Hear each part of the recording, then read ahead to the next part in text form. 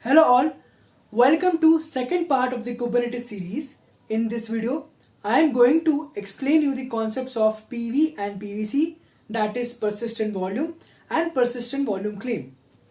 In this video, I will use the same application that I deployed in my previous video, that is about the deployment, config map, secrets and services. The link for that video I will going to put in the description below. Please have a look. So what is persistent volume and what is persistent volume claim and why we required to use PV and PVC? So basically in the first video what we did, we deploy an MySQL database, but that database is stateless. The data stored in that database will get destroyed once that pods get eliminated or that pods get restarted. In order to persist the data, we required storage. Kubernetes support different kind of storage mechanism. In this video, I am going to use NFS share to persist the data of MySQL database. So the first step of that is to create a NFS share on any host machine. Either you can use the Kubernetes host machine or either you can use a separate virtual machine and create a NFS share. Second thing is, once we created the NFS share, the next steps is to create the PV and then the PVC. Now what is persistent volume? So persistent volume is used to refer the storage that we created. It contains the configuration parameter of that storage. For example, if we use NFS, we require two major information. The first information is which particular location has been shared. In my case it is /mnt/share. Second is the IP address of that virtual machine.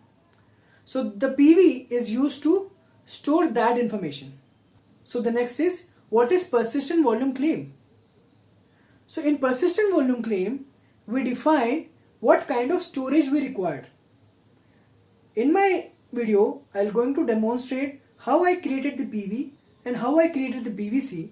So basically I have used attribute called storage class name.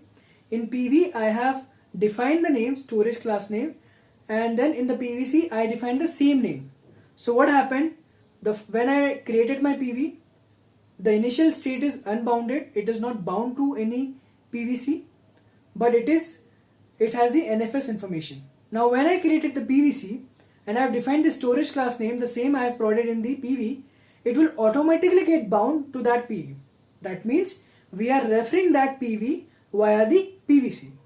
So here we have completed three steps. We created NFS share, we created PV, and then we created PVC. Now in order to use that storage in our application, we need to refer that PVC in our deployment. So in this video, I'll going to show you how to refer that PVC in the deployment. Okay, so basically the link is like that. The application deployment will have a reference of PVC. The PVC has a reference to PV and PV has a reference to storage. So this is the topology that Kubernetes follow in order to use the persistent storage in your application. Let's get started. As a prerequisite, we have to do two things. First thing is we have to move into the session_2 directory, which contains all the resource files required to create PV and PVC. Second step is to create an NFS share on the host VM. I have already created an NFS share, so I will skip that step, but for you I will provide the link of how to create the NFS share in the description below. Please have a look and complete that prerequisite as well. So let us move into the session_2 directory.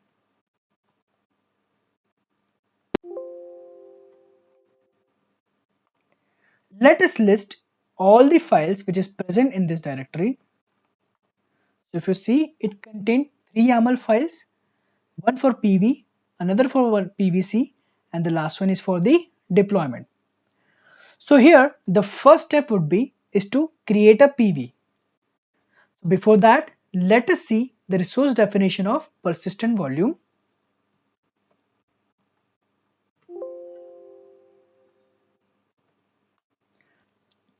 Here the important section to look is storage, access mode, storage class name and NFS. In NFS section we are defining that /mnt/share is the path where all the data should be stored, and server is the IP address of a VM which has the NFS share created. Let us create the persistent volume.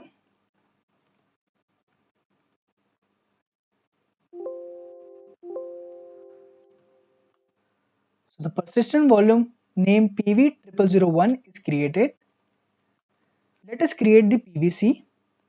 Before that, let us also understand its resource definition.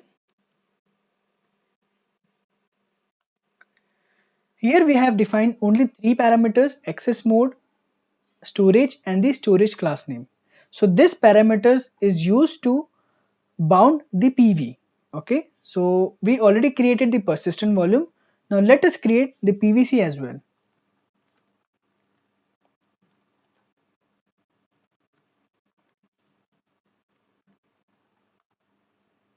So the PVC is also created.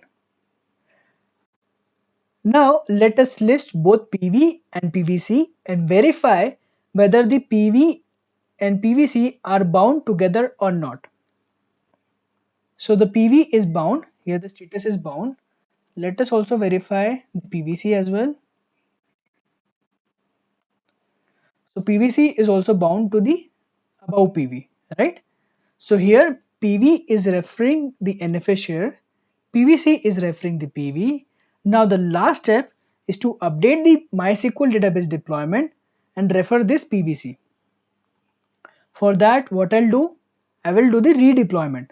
So first I will delete the existing deployment and then I'll initiate the new deployment. So let us delete the existing deployment.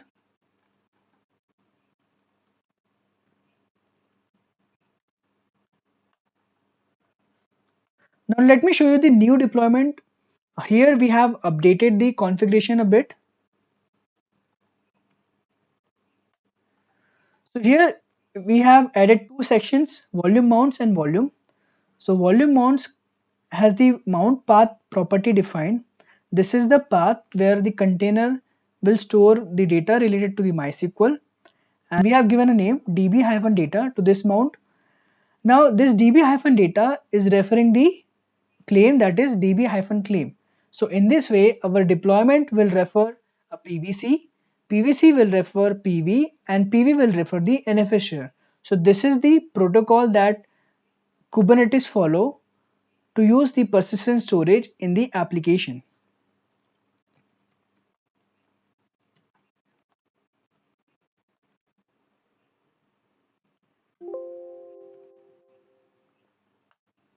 So the deployment is also created. Let us see whether the pod is running or not. Yes, both the pods are running. Now let us verify whether the data gets persisted or not in the /mnt/share directory.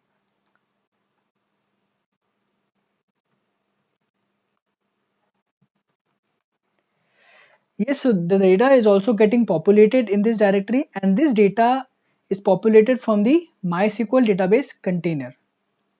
So let's do some verification. So as a verification, first we'll create the database, then we'll delete the MySQL pod, and then we'll verify again whether the database is present or not. Let us access the application first. Let's create a database. Let's give a name test. Okay, so the database is created. Verify that yes, database entry is coming here. Let's delete the MySQL pod.